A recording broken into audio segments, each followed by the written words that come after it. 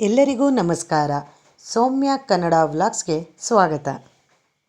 ನಮ್ಮ ಮಲೆನಾಡಿನ ನಿಟ್ಟೂರಿನಲ್ಲಿ ಪೋಷಣ್ ಮಾಸಾಚರಣೆ ಸಂಭ್ರಮ ಹೇಗಿದೆ ನೋಡೋಣ ಬನ್ನಿ.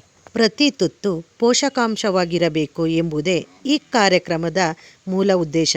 ಕೈತೋಟಕ್ಕೆ ಹೆಚ್ಚು ಮಹತ್ವ ನೀಡಿ ಅದರಿಂದ ಬಂದಂಥ ಧಾನ್ಯ, ತರಕಾರಿ, ಸೊಪ್ಪುಗಳನ್ನು ನಮ್ಮ ಮನೆಯಲ್ಲೇ ಹೇಗೆ ಬೆಳಿಬೇಕು, ಅದನ್ನು ಹೇಗೆ ಬಳಸ್ಕೊಳ್ಳೋದ್ರಿಂದ ಆಗುವ ಅನುಕೂಲಗಳ ಬಗ್ಗೆ ತಿಳಿಸುವುದರ ಜೊತೆಗೆ ಈ ಕಾರ್ಯಕ್ರಮವನ್ನು 0 ತಿಂಗಳಿನಿಂದ ಅಂದರೆ ಹುಟ್ಟಿದ ಮೊದಲ ದಿನದಿಂದ 6 ವರ್ಷದೊಳಗಿನ ಮಕ್ಕಳು, ಗರ್ಭಿಣಿಯರು ಮತ್ತು ಹಾಲುಣಿಸುವ ತಾಯಂದಿರ ಪೌಷ್ಟಿಕತೆಯ ಸ್ಥಿತಿಯನ್ನು ನಿರ್ದಿಷ್ಟ ಅವಧಿಗೆ ಅನುಗುಣವಾಗಿ ಸುಧಾರಿಸುವ ನಿಮಿತ್ತ ಕೇಂದ್ರ ಸರ್ಕಾರ ಜಾರಿ ತಂದಿದೆ. ಪ್ರತಿ ವರ್ಷ ಎಲ್ಲ ಇಲಾಖೆಗಳ ಸಹಕಾರದಿಂದ ಸೆಪ್ಟೆಂಬರ್ ತಿಂಗಳಲ್ಲಿ ಪೋಷಣ್ ಅಭಿಯಾನ್ ಯೋಜನೆಯಡಿ ಪೋಷಣ್ ತಿಂಗಳು ಎಂದು ಆಚರಿಸಲಾಗ್ತಿದೆ. ಪೋಷಣ್ ಅಭಿಯಾನದ ಮುಖ್ಯ ಉದ್ದೇಶ ಅಪೌಷ್ಟಿಕತೆ ಮುಕ್ತ ಭಾರತವನ್ನು ನಿರ್ಮಿಸೋದಾಗಿದೆ.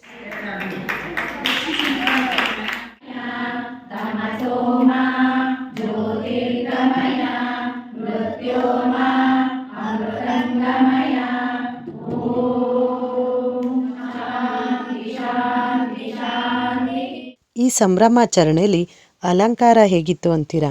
ಕಣ್ಣಿಗೂ ಮನಸ್ಸಿಗೂ ಆಹಾ ಅನ್ನೋ ಹಾಗಿತ್ತು. ಸ್ಥಳೀಯವಾಗಿ ಸಿಗುವಂಥ ಹೂವು, ತರಕಾರಿ, ಎಲೆ, ಸೊಪ್ಪು, ಕಾಳುಗಳಿಂದ ತುಂಬ ಅದ್ಭುತವಾಗಿ ಅಲಂಕರಿಸಲ್ಪಟ್ಟಿತ್ತು.